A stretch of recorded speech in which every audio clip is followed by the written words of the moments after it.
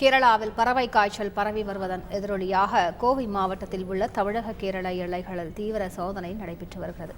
முழு விவரங்களை செய்தியாளர் கார்த்திக் வழங்க கேட்கலாம். கார்த்திக், வணக்கம். எந்தெந்த மாதிரியான சோதனைகள் தற்பொழுது நடத்தப்பட்டு வருகின்றன? விவரங்கள் என்ன கார்த்திக்? வணக்கம்.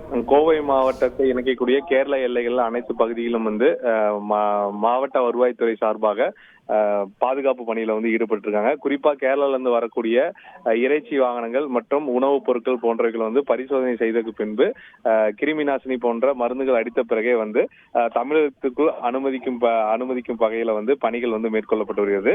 குறிப்பா கேரளா மாநிலத்திற்கு மிகவும் நெருக்கமா இருக்கக்கூடிய மாவட்டமாக கோவை இருப்பதனால 12 சோதனை சாவடிகள் மிக முக்கியமாக பார்க்கப்படுகிறது. வாளையாறு, வேலந்தாவளம், மேல்பாவி, முள்ளி, மீனாட்சிபுரம் உள்ளிட்ட இந்த 12 சோதனை சாவடிகளும் மருத்துவ முகாம் கொண்ட அதிகாரிகளுடன் கொண்டு இங்க இந்த சோதனையில ஈடுபட்டு இருக்காங்க.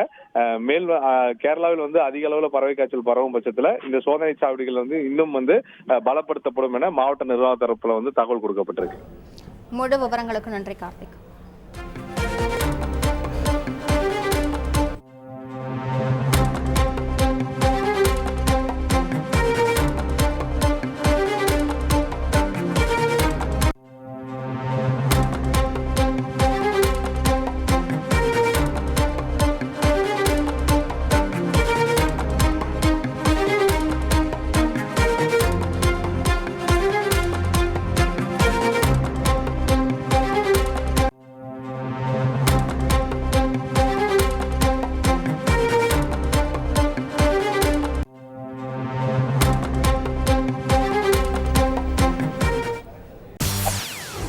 செய்திகளை உடனுக்குடன் தெரிந்து கொள்ள உடனே சப்ஸ்கிரைப் பண்ணுங்க.